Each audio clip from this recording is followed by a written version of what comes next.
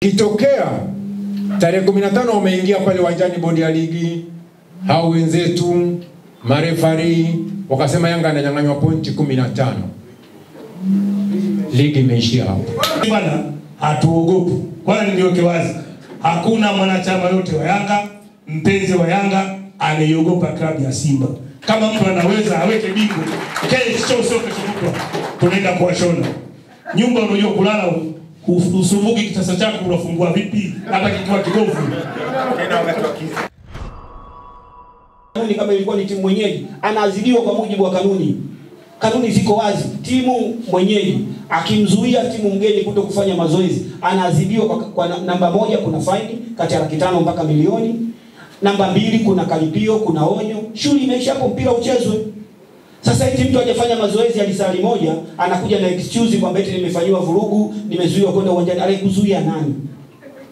Kwa hiyo kuna vitu ambavyo kwenye mpira wetu vinaendeshwa kiubabaishaji, kimazoea, kujiwana, simu zimekuwa nyingi, fanya hiki au baadaye tutawalainisha hivi. Yanga ilainishwe kwa simu. Yanga tunataka tusimamie taratibu zile tulizojiwekea. Waje hapa na kabla sharao la kanuni za msimu wa ligi. Hizi waandishi wa habari mtakuwa wote mwe nazo. Waje waziainishe. Sababu hii adhabu yake ipo kwa mujibu wa kanuni, sio kwa mujibu wa mtu kutoka nyumbani kwake. Sasa haya mazoea tumesema basi. Sisi ni Watanzania, kila mmoja amezaliwa kuwa kiongozi. Ni wakati gani na sehemu gani ni jambo la muda. Kwa hiyo kwenye hili Watanzania sisi kama Yanga hatuna hofu na jambo lolote. Hili tunalolifanya tunajua liko ndani ya uwezo wetu. Yaani hiki tunachokifanya ambacho umma unatakiwa ujue kiko ndani ya uwezo wetu. Hatutotishwa na mtu, hatutobabaishwa na mtu. Tunachotaka kile tulichokubaliana kwa mujibu wa utaratibu kifuatwe, mpira uchezwe. Sisi timu yetu tulishasema tangia mwanzoni mwa msimu tunao uwezo wa kucheza na mtu yote tukamfunga mara zote anazotaka, kwa sababu sio tunavyotaka sisi, anazotaka yeye. Akitaka kwa mwaka tumfunge mara 5 tutamfunga, sikaje mwenyewe. Kwa hiyo hii sisi hatujawahi kumhofia, wao wenyewe wanajua hatujawahi kuwahofia wala kuwaogopa. Hata tukisema mechi bwana, taratibu Yanga zimefuatwa ni hizi, hao watu wamewajibishwa, sijui hao wameondolewa, sijui iko hivi, tunaomba mechi mcheze saa 9 usiku, sisi tuko tayari kwa sababu timu yetu iko mazoezini, ipo kwenye utawali wa kucheza muda wowote ambao mamlaka zitataka, lakini kwenye utaratibu ambao tutasema huu ni utaratibu, kila Mtanzania anaona huu ni utaratibu.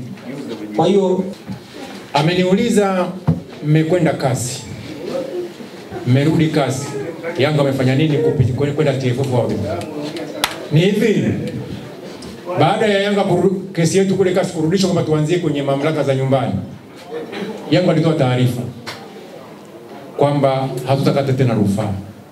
Na tulifanya hivyo baada ya kuona kwamba barua yetu ya kwanza tulieleza kwamba hatuna imani na bodi ya ligi.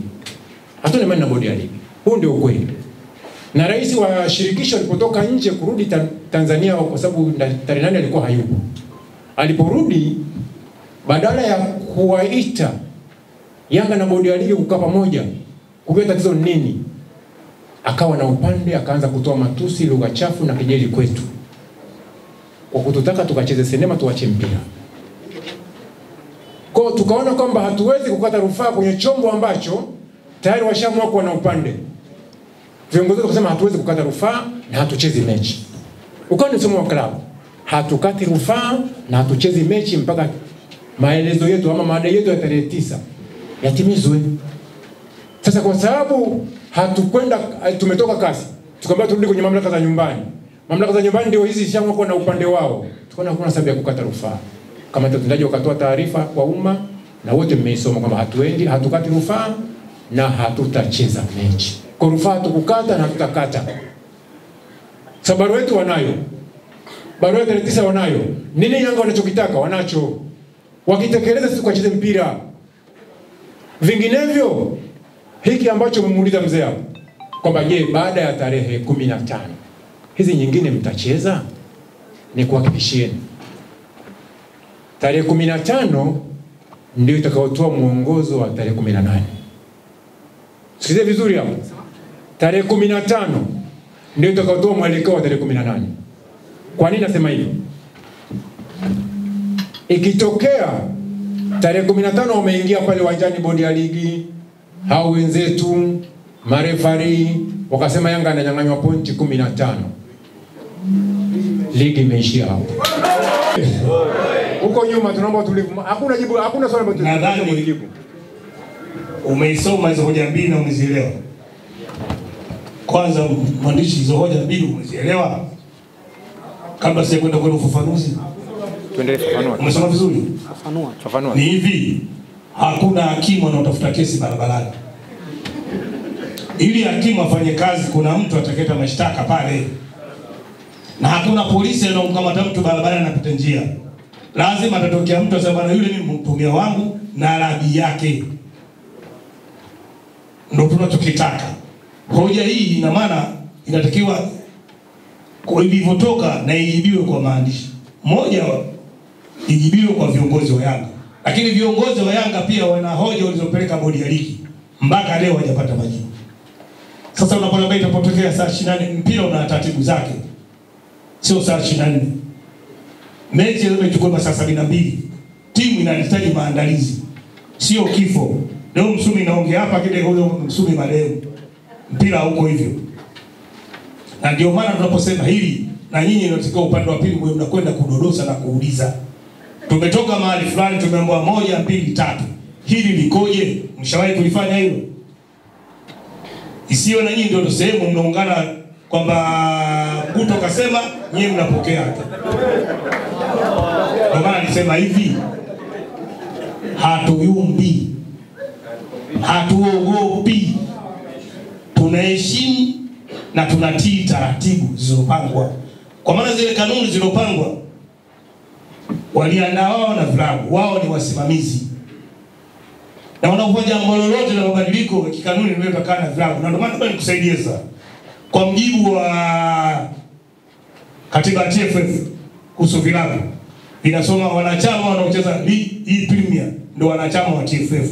Na wao ndio wanaoshiriki kwenye uchaguzi mkuu kuchagua viongozi wa TFF. Lakini timu zingine zote wa daraja chini hawana haki ya kupiga kura. Hawako Tanzania wao. Wana mnapoenda kutaruhusu mwe mnatafuta kushoto na kulia, afu unapata njia. Unajua hata siafu wanaelekeza jinsi ya kutembea. Asisi tukatutendea hivyo. Tunayafanya haya, tunawasaidia hata nyinyi. Mwisho wake mnaonekana nyinyi pia mnakuwa watu wa milipuko. Mnachukua habari kwenye video vya kahawa mnarusha, na maana ile sifa ya uandishi inapotea. Chombo hiki chombo muhimu katika jamii. Kalamu zenu inafanya nchi itulie, kalamu zenu inafanya nchi ingie kwenye matatizo makubwa. Kwa sababu hicho tunaongea hapa dakika 5 kitasambaa sehemu mbalimbali duniani. Kwa hiyo sisi bwana hatuogopi. Kwanza niweke wazi, hakuna mwanachama yote wa Yanga, mpenzi wa Yanga anayeogopa klabu ya Simba. Kama mtu anaweza aweke bingo, kesho sio kesho kutwa tunaenda kuwashona. Nyumba unajua kulala usumbuki kitasa chako unafungua vipi hata kikiwa kibovu. Tena wakati wa kisa.